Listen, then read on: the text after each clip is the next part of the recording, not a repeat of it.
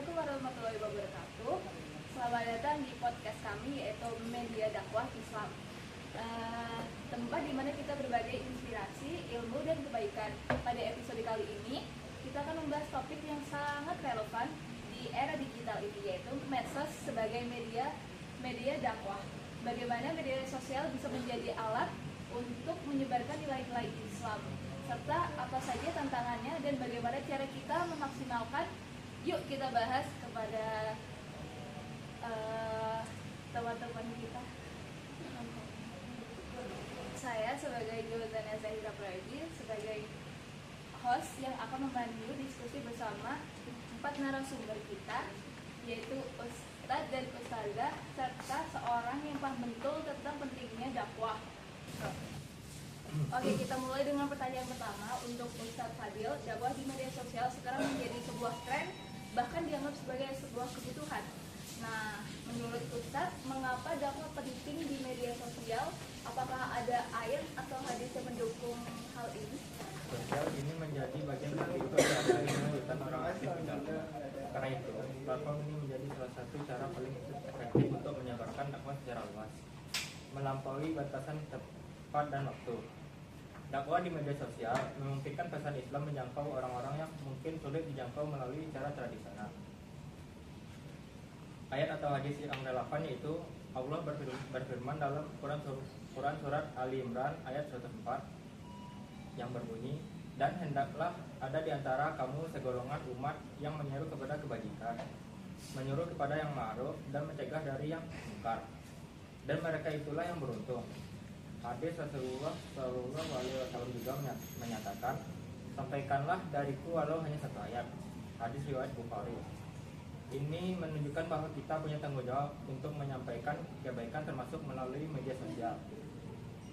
Contoh nyata perubahan positif dari dakwah di media sosial yaitu banyak orang yang mendapatkan hidayah melalui konten dakwah di media sosial, misalnya video singkat tentang hijrah, kajian online, atau kisah inspiratif yang viral telah membantu banyak orang melalui perubahan hidup ke arah yang lebih baik. Salah satu contoh adalah komunitas seperti Pemuda Hijrah yang berhasil menarik ribuan pemuda untuk lebih dekat karena Allah melalui konten kreatif Islami. Dengan menggunakan media sosial secara bijak, kita bisa menjadikan alat dan menyebarkan kebaikan dan menciptakan perubahan positif dalam masyarakat. Oke, nah setelah membahas pentingnya dakwah di media sosial, kita masuk ke tantangan yang mungkin sering kita hadapi oleh para influencer nih. Nah, kita punya dua tamu, yaitu untuk Kak Audrey dan untuk Kak Aksa. Boleh nih dijawab secara urut ya. Kayak untuk Kak Audrey, bagaimana sih cara menghadapi komentar negatif atau hate speech di media sosial? Dan untuk Kak Aksa, bagaimana Kak tetap menjadi niat di tengah suatu popularitas? Siapa duluan nih? Kakaknya atau akunya? Boleh duluan aja. Oke, baik. Sebelumnya teman-teman semua, perkenalkan nama aku Audrey Felicia Destineka. Aku di sini sebagai narasumber dari podcast pada hari ini. Jadi pertanyaannya, bagaimana menghadapi komentar negatif atau hate speech? Jadi kalau menurut aku sendiri ya guys, itu tuh komentar negatif adalah hal yang hampir tak terhindari di media sosial. Seperti fokus pada niat berdakwah, bukan pada kritik yang tidak membangun. Yang kedua, balas komentar dengan cara yang santun, atau jika terlalu provokatif, gunakan fitur blokir atau mute. Yang ketiga, menurut aku itu jadikan kritik yang konstruktif sebagai evaluasi guys. Tapi jangan biarkan komentar negatif menghentikan langkah dakwah kita. Mungkin itu aja yang bisa aku jawab. Oke, selanjutnya buat tantangan menjaga keikhlasan di tengah popularitas ya. Jadi buat cara kita menjaga keikhlasan itu, yang pertama selalu ingat bahwa dakwah itu dilakukan untuk Allah, bukan untuk pujian dari manusia. Yang kedua, lakukan muhasabah diri secara rutin, mengevaluasi niat sebelum dan sesudah membuat konten. Dan yang terakhir, jangan terfokus pada jumlah likes atau followers, tapi lebih pada dampak positif konten terhadap audiensnya. Mungkin itu aja sih ya. Boleh dilanjut? Oke, sekarang kita move ke seorang konten kreator Islam yang bernama Kak Fazli. Nah, Kak boleh dong share info tentang bagaimana cara membuat konten dakwah yang kreatif dan menarik. Apakah ada tools sederhana yang sering Kakak gunakan nih di kehidupan sehari-hari, dan bagaimana cara memahami sebuah audiens agar pesan dakwah itu kesampai?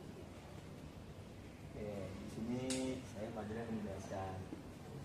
Dengan konten kantor Islam ini kita hanya butuh 3 bahan di sini. Jadi kreatif untuk membuat konten dakwahnya yaitu video singkat bermain seperti tips Islam di sehari-hari, motivasi hijrah atau kutipan ayat Quran sunnah visual menarik. Contohnya, cara meningkatkan iman di waktu luang. Infografis sajikan informasi Islami seperti jadwal sholat, harian atau fakta sejarah dan Islam dalam format infografis yang mulai dibaca dan dibagikan, serta cerita inspiratif boleh ditambahkan, misalnya kisah nyata atau kisah teladan dari Rasulullah SAW dan para sahabat dalam bentuk narasi pendek atau animasi sederhana. Dan cara untuk tools-toolsnya, kita untuk di zaman sekarang biasanya memakai Canva untuk membuat desain grafiknya, infografis dan poster Islaminya. Dan yang kedua KineMaster yang suka-suka otak-atik di situ untuk membuat video dengan pengeditan lebih detail. Dan yang video editor sama saya seperti KineMaster. Terus setelahnya untuk membuat konten video vertikal seperti di TikTok atau di sosmed yang lainnya. Mungkin itu saja penjelasan dari kita. Oke, makasih buat yang kakak-kakak semua. Kayak ini nih aku ada pertanyaan random dan aku tuh pengen tahu jawaban dari kalian. Mungkin mau tanya tentang Aca ya. Buat Kak Aca itu gimana sih memahami target audiens agar pesan yang kakak sampaikan itu sampai ke buat audiens?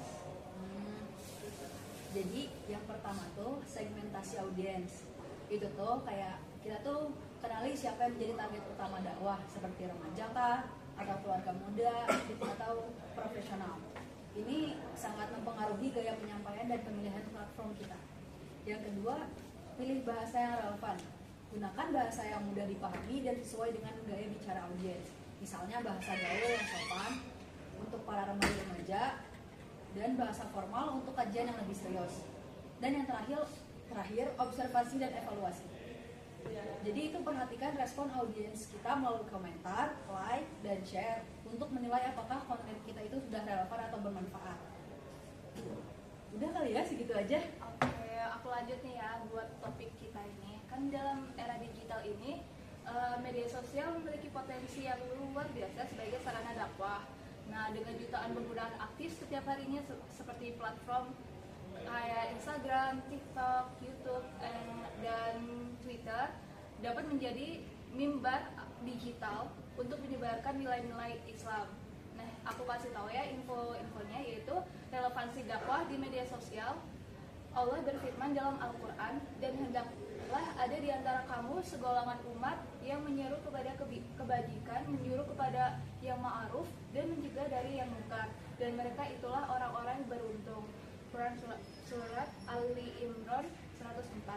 Media sosial memberi kesempatan untuk menyeru kebaikan kepada lebih banyak orang melampaui batas geografis dan waktu. Dan kita juga mendapatkan kecepatan dan jangkauan yang luas.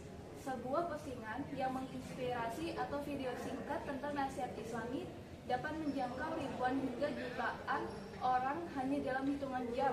Bayangkan jika setiap orang yang melihat mendapatkan manfaat, itu menjadi amal jariah untuk bagi yang pembuatnya.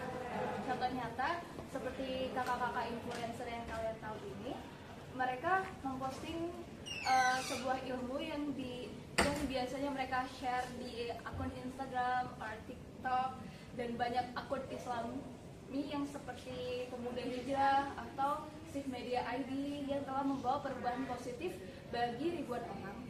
Beberapa pengguna bahkan mengaku berhijrah setelah menonton konten dakwah di media sosial ini. Fleksibilitas dalam penyampaian di media sosial menjadi pokok utama untuk orang-orang yang mengaku berhijrah di karena menonton sebuah media sosial gak tahu di platform mana tuh, tapi pasti ada aja. Dan media sosial ini memungkinkan kreativitas seperti menyampaikan pesan melalui desain grafis atau video animasi ataupun podcast seperti ini, atau bahkan melalui humor islami yang tetap berada. Dengan semua potensi ini, media sosial adalah alat yang harus dimanfaatkan untuk menyebarkan kebaikan dan tentunya dengan tetap berlandaskan akhlak islami. Oke. Angkat ya.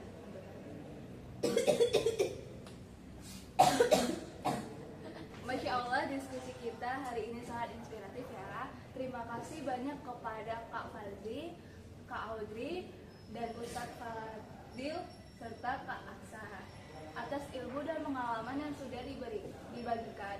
Semoga ini menjadi motivasi bagi kita semua untuk memanfaatkan media sosial dengan lebih baik sebagai sarana menyebarkan kebaikan. Mungkin kita tanya-tanya buat yang terakhir ya, apakah ada kata-kata terakhir untuk Kak Fazri mungkin ya pertama-tama? Mungkin dari saya sih konsisten aja apa yang mau jalani lagi dalam agama, itu aja saja.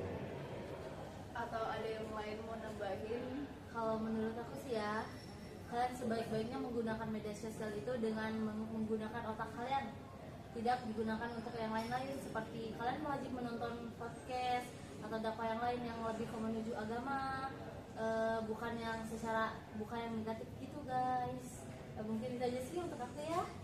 Iya. Mungkin ya jangan lupa sholat ya guys. Udah sih ya. Salat yang agama. Terima kasih juga kepada para pendengar setia kita yang sudah setia mendengarkan ini sampai akhir ya. Jangan lupa follow podcast ini dan share ke teman-teman kelas kalian atau teman-teman semualah tongkrongan kalian. Sampai jumpa di episode berikutnya. Wassalamualaikum warahmatullahi wabarakatuh.